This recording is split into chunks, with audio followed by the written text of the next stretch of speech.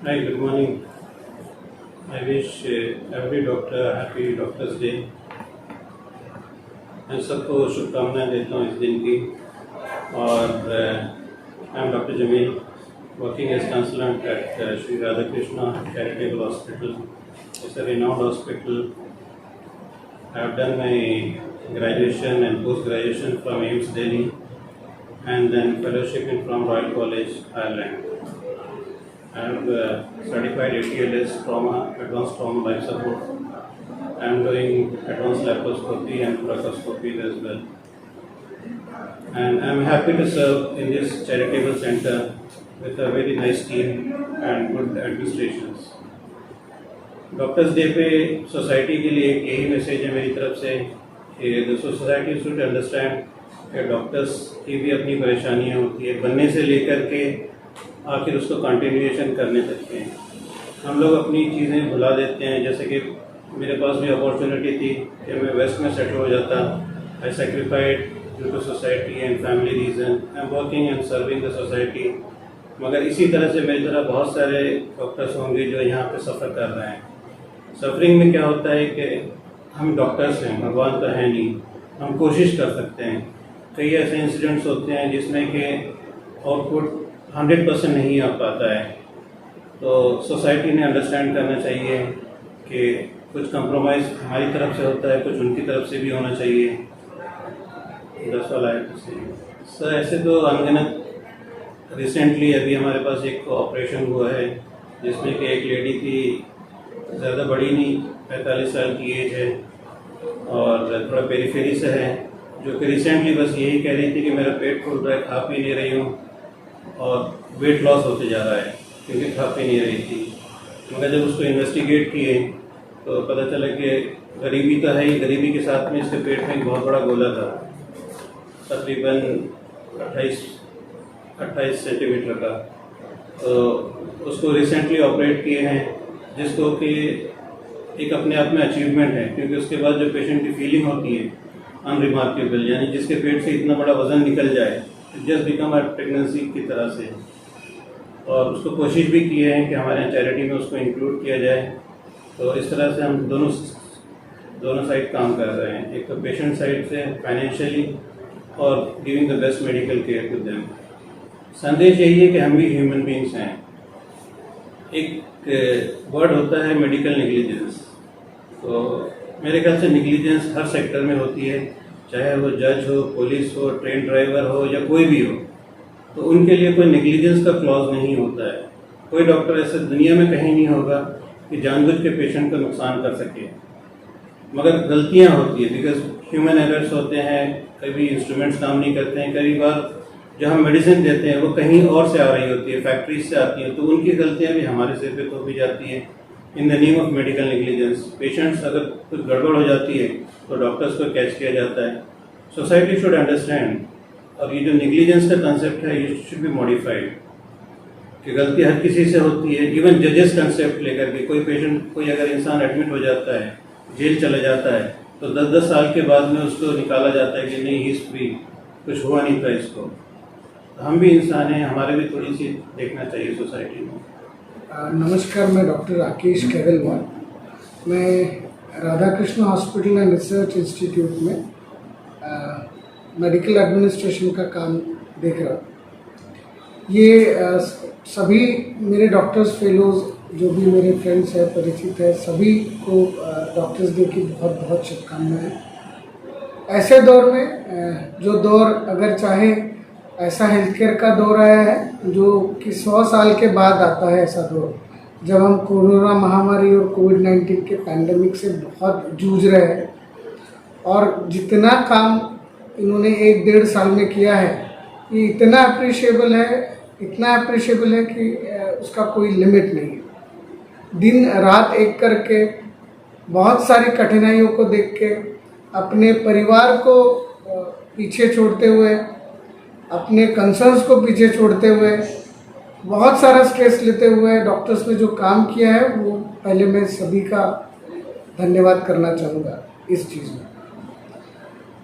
आज की जो कंडीशन है, ऐसे लोगों में डॉक्टर्स कम्युनिटी थोड़ी इम्पोर्टेंट हो जाती है, क्योंकि आज आप देखेंगे तो हमारे देश में बहुत सारी पॉपुलेशन के पीछे में बहुत कम डॉक्टर्स हैं।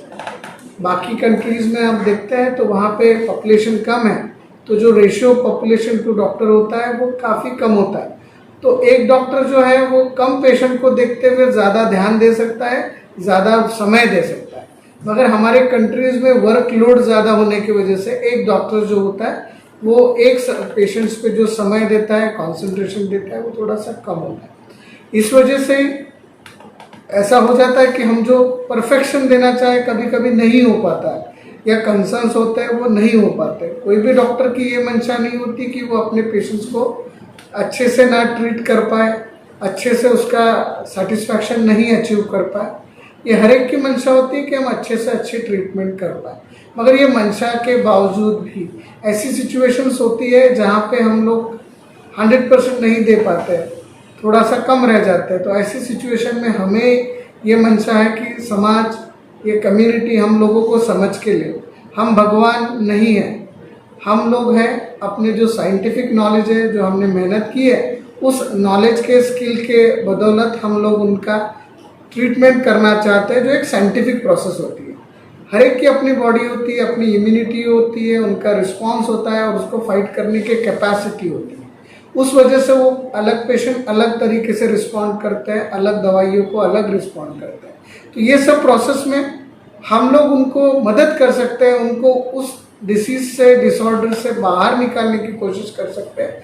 मगर कभी कभी ऐसी केसेस हो जाती है जहाँ पे उसका उपचार करना संभव नहीं हो पाता। जैसे कोरोना में हमने देखा है कि बहुत सारे हॉस्पिटल्स में ऐसे इंसिडेंट्स हुए हैं जहाँ डॉक्टर्स के ऊपर लोग गाली गलौच है, मारना है उनको, उनकी कॉलर पकड़ना है, उनको टेलीफोनिकली थ्रेटन करना है। ऐसे बहुत सारे इंसिडेंट्स हुए हैं। ऐसे कुछ इंसिडेंट्स हमारे साथ में भी हुए, मगर हम समझ सकते हैं कि जब कोई अपना गुजर जाता है, कोई पास वाला अगर उसको एडमिशन्स नहीं मिलती है, बहुत सिचुएशन क्रिटिकल है, तो एक आदमी का जो पेशेंस है वो लूज हो जाता है। मगर हम तो भी लोगों से ये रिक्वेस्ट करना चाहेंगे, उनसे ये बोलना चाहेंगे कि ऐसी सिचुएशन में हम भी इंसान हैं, हम भी काम कर रहे हैं, हमारे पास में भी लिमिटेड रिसोर्सेस है, लिमिटेड बेड्स है। तो हम भी ऐसा विचार करते हैं कि जो ज़्यादा से ज़्यादा यंग पर्सनस है, जो बच सकते हैं, उनको हम लोग पहले प्रायोरिटी देते हैं। और ऐसे पेशेंट जो ओल्ड एज है या उनके बहुत कम चांसेस है बचने के, ऐसे लोगों को थोड़ा सा हम लोग सेकेंडरी चांस देते हैं।